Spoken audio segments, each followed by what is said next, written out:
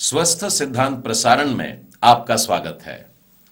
परमेश्वर पिता की स्तुति हो कि हम इस बाइबल अध्ययन माला के द्वारा अपने जीवन में लगातार सुधारने वाली शिक्षा को ग्रहण कर पा रहे हैं। बीते 7 सप्ताह से हमारा मनन का विषय रहा है योजनाएं बनाना, प्लानिंग।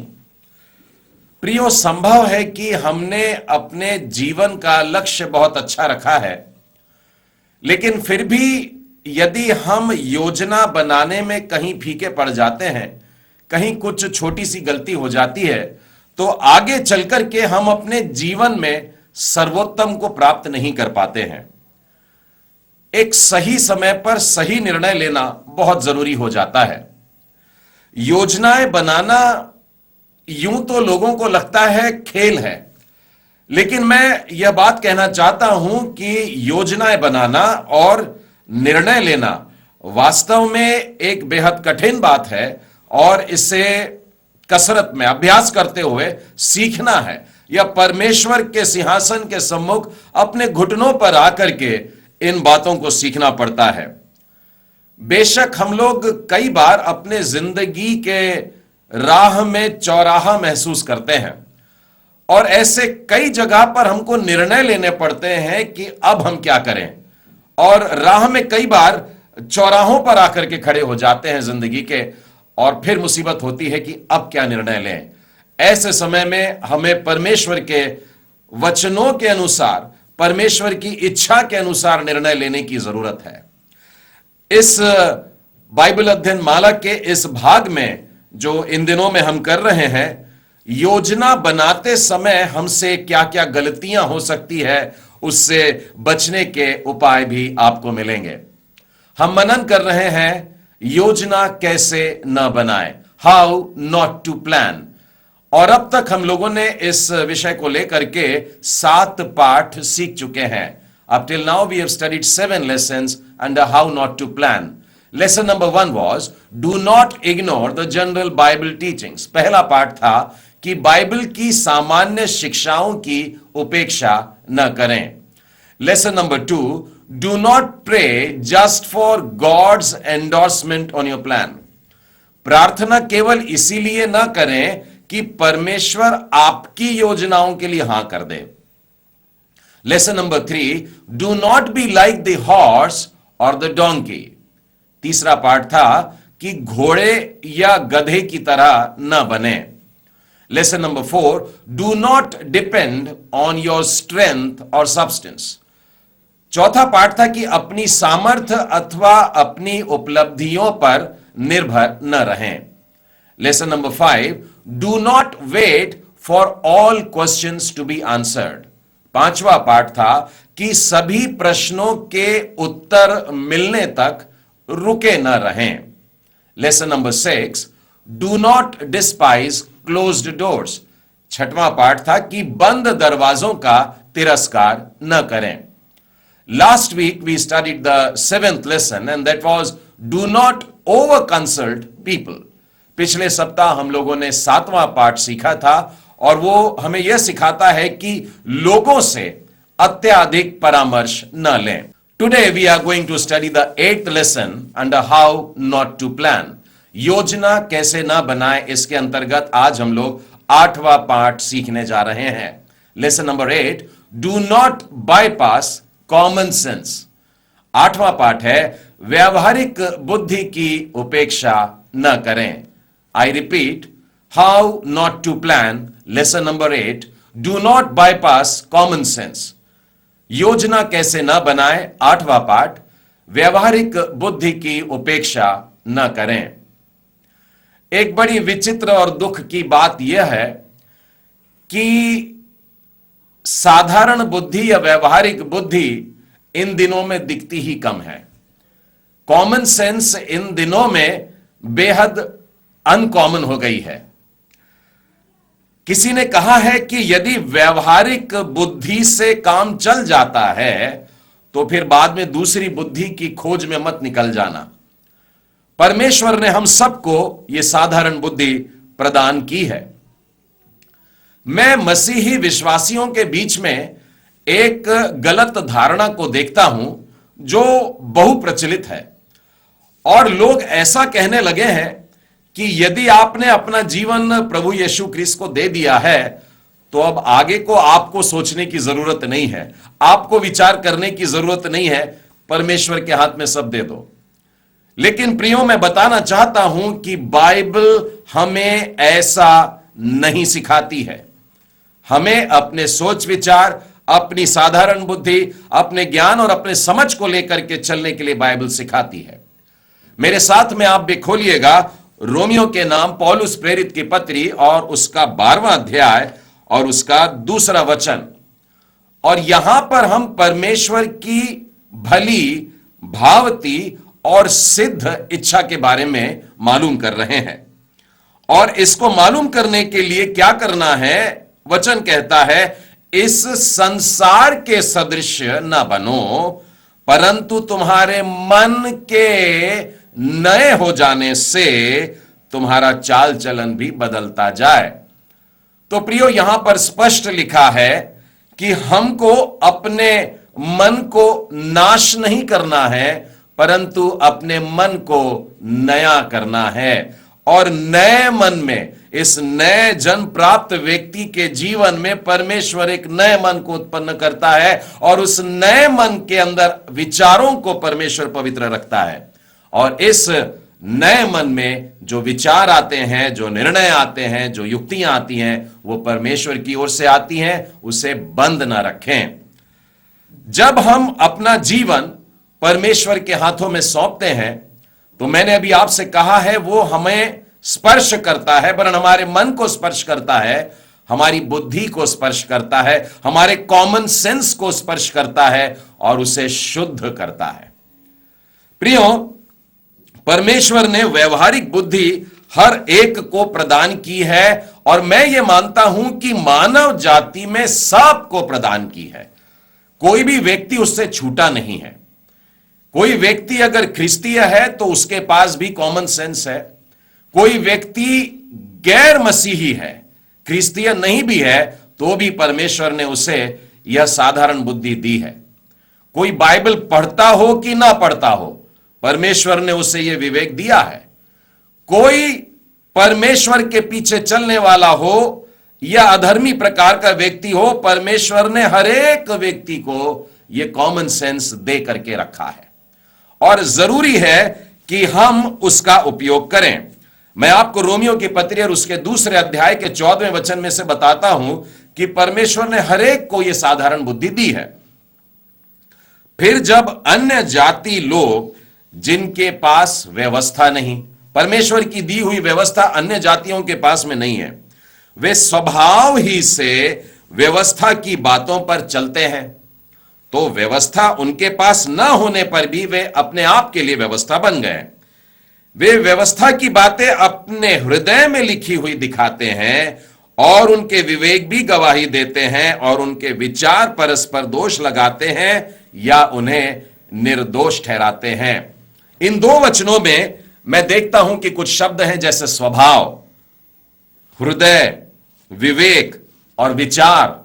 ये सारी बातें मिलकर ही उस साधारण बुद्धि की चर्चा कर रहे हैं, कॉमन सेंस जो सबको प्राप्त है, जिसके द्वारा हम सही और गलत का भेद कर पाते हैं।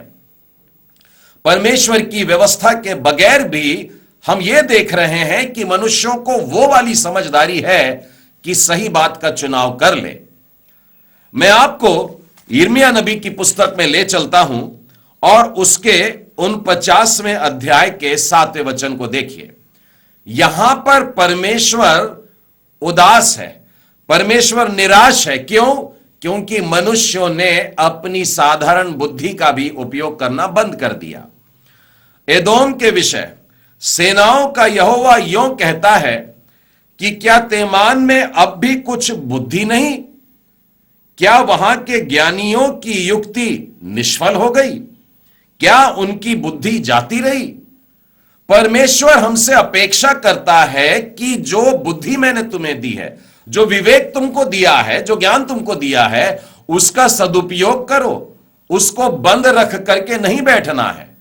यदि हम अपनी व्यवहारिक बुद्धि का उपयोग नहीं करेंगे तो हम निरर्थक प्रकार की परंपराओं से लिप्त हो जाएंगे, निरर्थक प्रकार के रीति रिवाजों में और निरर्थक प्रथाओं से अपने आप को बांध लेंगे और उनके गुलाम बनकर करके रह जाएंगे। यशायाह नबी की पुस्तक को खोलिए और उसके 5वें अध्याय के 13वें वचन में देखिए क्या लिखा है। परमेश्वर यहां पर यह कह रहा है कि अज्ञानता के कारण ही मेरी प्रजा बंधुआई में चली जा रही है। वे उस बुद्धि का उपयोग नहीं कर रहे हैं, वे उस ज्ञान का जो उन्हें होना चाहिए उपयोग नहीं कर रहे हैं, अपनी साधारण बुद्धि भी काम में नहीं ला रहे हैं, इसीलिए गुलामी में चले जाते हैं, बंधुआई में चले जाते हैं। होशे नबी ने भी इसी बात को कहा है 4 अध्याय के 6 वचन में कि मेरे ज्ञान के न होने से मेरी प्रजा नाश हो रही है। परमेश्वर के लोग हैं, परमेश्वर का ज्ञान नहीं रख रहे हैं और इसके कारण वे लोग नाश हो रहे हैं। प्रियो, जब प्रभु यीशु लोगों से बातें करते थे तब वे बार बार लोगों को अपने इस कॉमन सेंस को उपयोग में लाने के लिए बोला करते थे। वे चाहते थे कि लोग अपने व्यवहारिक बुद्धि का उपयोग करें। सुसमाचार में आइए, खोलिए मत्ती रचित सुसमाचार और उसके 18वें अध्याय में। यहां पर प्रभु यीशु एक दृष्टांत सुना रहे हैं। अब दृष्टांत भी वास्तव में एक छोटी सी कहानी होती है जिसके जरिए परमेश्वर स्वर्ग राज्य की बड़ी बड़ी बातों को बता रहे हैं, तो जाहिर है आपको कुछ सोचना पड़ेगा। तो वे आरंभ भी ऐसे ही करते हैं, तुम क्या सोचते हो? विचार करना है, अपनी बुद्धि को काम में लाना है। क्या सोचते हो? यदि किसी मनुष्य की 100 भेड़ें हैं और उनमें से एक भटक जाए तो क्या वह 99 को एक अच्छी जगह में छोड़कर पहाड़ों पर जाकर उस भटकी हुई को न ढूंढेगा? मनुष्यों के सामने एक परिस्थिति को रख करके यीशु चाहते हैं कि वे लोग मंथन करें, वे ढूंढें, वो अपने बुद्धि को काम में लेकर के आए। उसी तरह से मत्ती रचित सुसमाचार के 21वें अध्याय के 28वें वचन में देखिए, तुम क्या सोचते हो? यहां पर फिर एक बार दृष्टांत बता रहे हैं। किसी मनुष्य के 2 बेटे थे और उसने पहले बेटे से जाकर के कहा कि जा बारी में काम कर।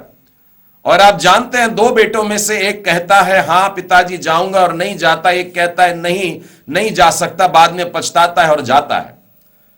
दृष्टांत इस प्रकार से तो आगे बढ़ता है, लेकिन प्रभु यीशु इस दृष्टांत का आरंभ इन शब्दों से करते हैं कि तुम क्या सोचते हो।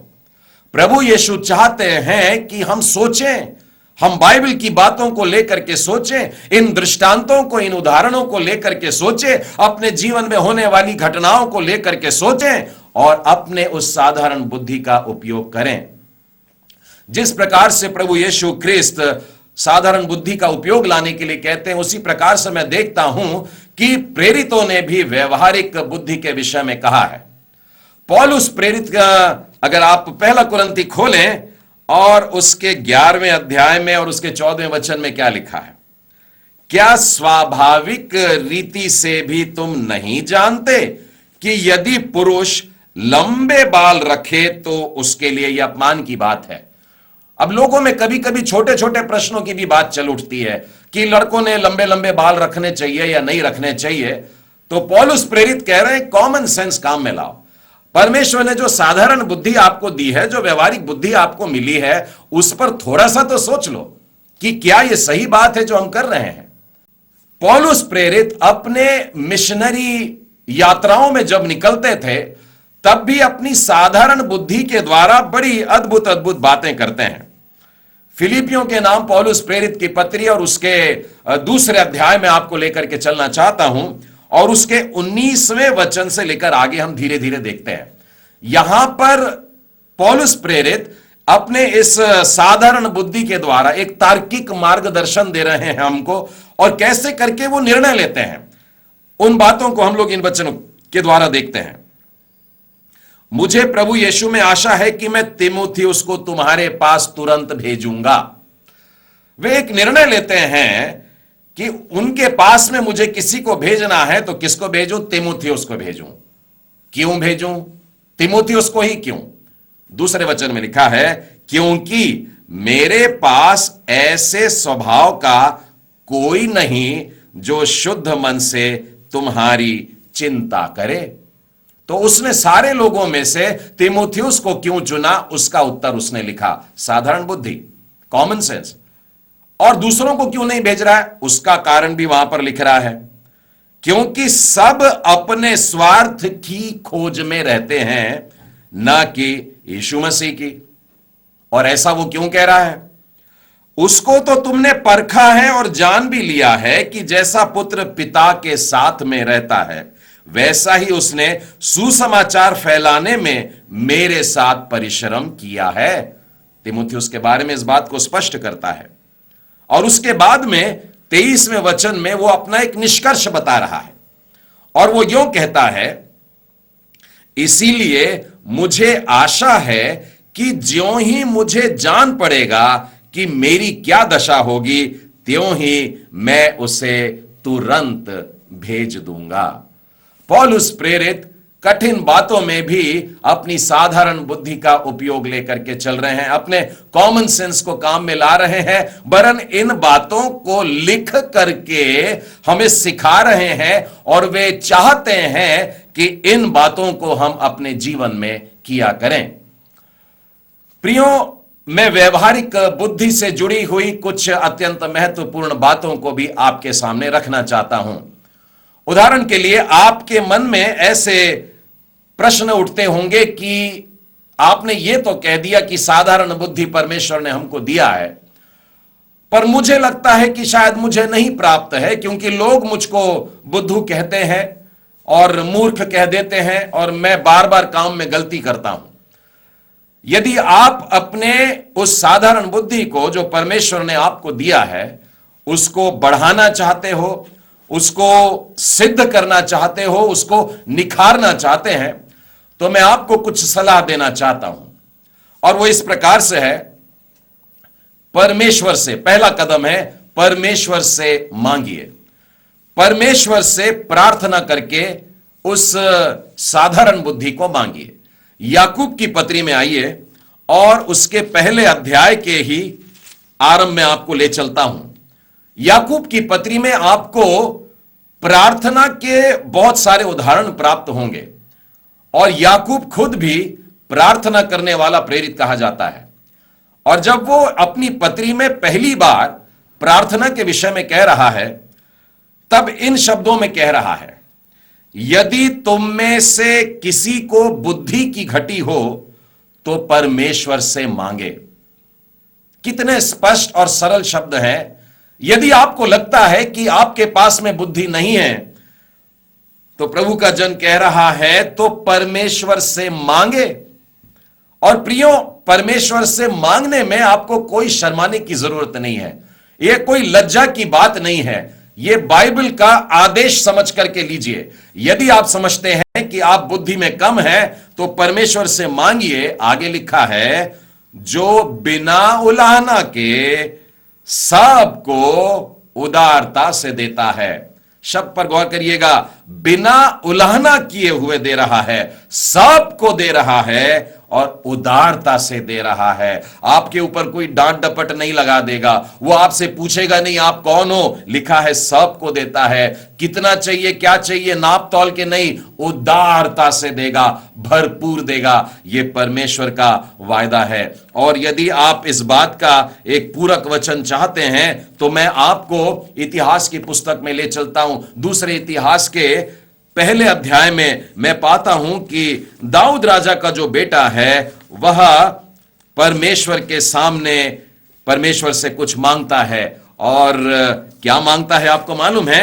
वो पैसा नहीं मांग रहा, वो राजा है, वो अपने लिए युद्ध की नई नई नीतियां नहीं मांग रहा है, परंतु परमेश्वर के सामने केवल एक बात मांग रहा है, एक राजा मांग रहा है। और देखिए क्या लिखा है, परमेश्वर ने सुलेमान से कहा, तेरी जो ऐसी इच्छा हुई, अर्थात तूने ना तो धन संपत्ति मांगी, ना ऐश्वर्य मांगा, और ना ही बैरियों का प्राण मांगा, दुश्मनों का भी नाश नहीं मांगा उसने, और ना ही दीर्घायु मांगी, परंतु केवल बुद्धि और ज्ञान का वर मांगा, जिससे तू मेरी प्रजा का, जिसके ऊपर मैंने तुझे राजा नियुक्त किया है, न्याय कर सके।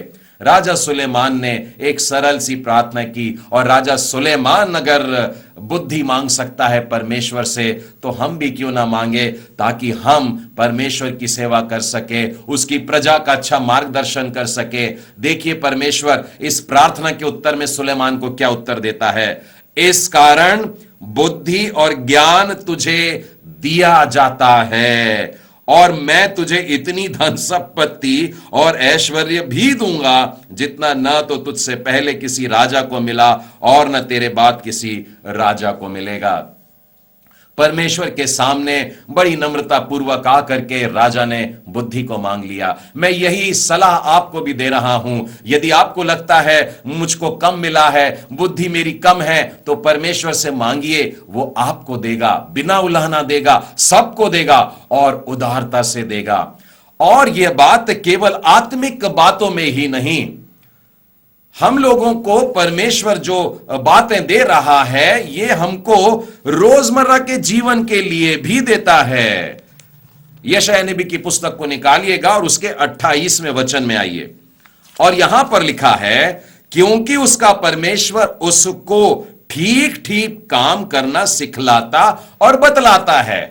यदि आप जवान हैं, अपनी पढ़ाई कर रहे हैं, यदि आप नौकरी पर हैं, तो परमेश्वर आपकी पढ़ाई करने में, आपके कार्य में, चाहे आप किसी भी स्थान पर क्यों ना हो, चाहे आप एक इंजीनियर हो, चाहे आप एक किसान हो, परमेश्वर आपको सिखा सकता है, आपको बुद्धि दे सकता है। यहां पर लिखा है, परमेश्वर ठीक ठीक काम करना सिखलाता है और बतलाता है। 27वें वचन से आगे गौर से सुनिएगा। दावने की गाड़ी से तो सौंफ दाई नहीं जाती, गाड़ी का पहिया जीरे के ऊपर नहीं चलाया जाता, सौंफ छड़ी से और जीरा सोंटे से झाड़ा जाता है। रोटी के अन्न की दावनी की जाती है, परंतु कोई उसको सदा दावता नहीं रहता, और न गाड़ी के पहिए न घोड़े उस पर चलाता है, वह उसे चूर चूर नहीं करता।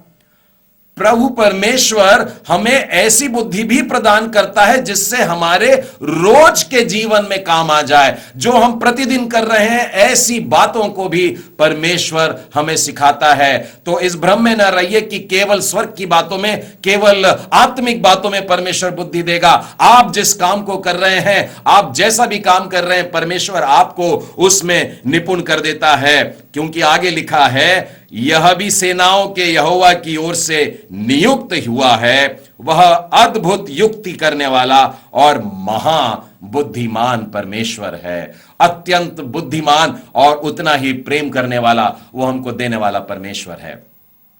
दूसरी बात जो आपको करना है वो ये है कि आपको बाइबल पढ़ना है।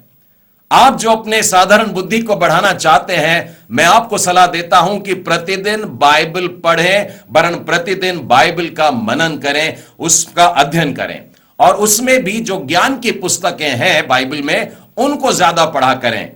अय्यूब की पुस्तक ज्ञान की पुस्तक है, भजन संहिता की पुस्तक भी ज्ञान की पुस्तक है, खास करके नीति वचन और सबोपदेशक। इन चारों पुस्तकों को आप बार बार पढ़ते रहेंगे तो आप पाएंगे कि परमेश्वर आपको बुद्धिमानी की बातों में बड़ी तेजी से बढ़ाता जाएगा। और इसमें भी मैं चाहता हूं कि नीति वचन की पुस्तक में 31 जो अध्याय दिए गए हैं, महीने में पूरा कर सकते हैं यदि आप प्रतिदिन एक अध्याय पढ़ें। आप एक महीने में उससे पूरा करेंगे, अगले महीने की 1 तारीख को फिर से शुरू करिए और नीति वचन की पुस्तक को इस प्रकार से रोज रोज पढ़ते रहें। मैं आपको नीति वचन की पुस्तक के आरंभ के कुछ शब्द सुनाना चाहता हूं। आप जानते हैं नीति वचन का आरंभ भी ऐसे होता है कि इसको पढ़ने वाला बुद्धि और ज्ञान को प्राप्त करेगा और समझ की बातें लेगा और काम में वो प्रवीण हो जाएगा। आपको आगे के शब्द सुनाना चाहता हूं, शायद आपने कभी गौर न किया हो। 4था वचन, कि भोलों को चतुराई का और जवान को ज्ञान और विवेक मिले, और बुद्धिमान सुन करके अपनी विद्या बढ़ाए और समझदार बुद्धि का उपदेश पाए। नीति वचन में भोले लोग जो हैं, जिनके पास में बुद्धि नहीं है, परमेश्वर उनको भी चतुर बना देगा। फिर बाद में लिखा है कि जो जवान है, जो बहुत सारा नहीं जानते हैं, उनको ज्ञान दे रहा और विवेक भी दे रहा। फिर बुद्धिमान, जिनको थोड़ा बहुत मालूम है, उन लोगों की भी विद्या बढ़ा रहा है। और जो समझदार हैं, जिनको बहुत कुछ पहले से आता है, उनको भी बुद्धि के उपदेश इसमें से प्राप्त होते हैं। कहने का मतलब सब प्रकार के लोगों के लिए परमेश्वर के इन वचनों में से कुछ है जो उसको प्राप्त हो सकता है। मैं आपको दूसरे अध्याय के 11वें वचन में से भी बताना चाहता हूं, विवेक तुझे सुरक्षित रखेगा और समझ तेरी रक्षक हो जाएगी। और परमेश्वर से जब हम बुद्धि मांग लेते हैं, जब हम ये प्रभेद की बातें मांग लेते हैं, तब हम परखने वाले भी बन जाते हैं। हमें समझ में आ जाता है क्या सही क्या गलत, और इस प्रकार से हम सही के मार्ग पर रह सकते हैं। और इसी बात को मैंने तो यह पाया है कि परखना वास्तव में एक आत्मिक वरदान भी है। आत्मिक वरदानों की सूची में आप देखेंगे तो वहां आत्माओं की परख भी लिखी हुई है, और आपको जानने के लिए भी मिल जाता है। जैसे इब्रानियों की पुस्तक के 5वें अध्याय में लिखा है कि अभ्यास करते करते अब हमने सीख लिया है। अब हम लोग बच्चे नहीं रहे, अब हम लोग परिपक्व हो रहे हैं। कैसे? अब हमको सही और गलत का ज्ञान होने लगा है। तो जैसे 1 कुरिन्थियों के 12वें अध्याय में लिखा है, यह वरदान है जो परमेश्वर देता है, तो मैं चाहता हूं इस वरदान को परमेश्वर से आप मांग लीजिए और परमेश्वर के राहों पर बने रहिए। अपने जीवन में जो परमेश्वर ने कॉमन सेंस दिया है, साधारण बुद्धि आपको प्रदान किया है, उसको एक तरफ न रखें, परंतु उसका उपयोग करें। हाउ नॉट टू प्लान, योजना कैसे न बनाए। Do not bypass common sense, व्यवहारिक बुद्धि की उपेक्षा न करें। परमेश्वर पिता आप सबों को आशीष दे।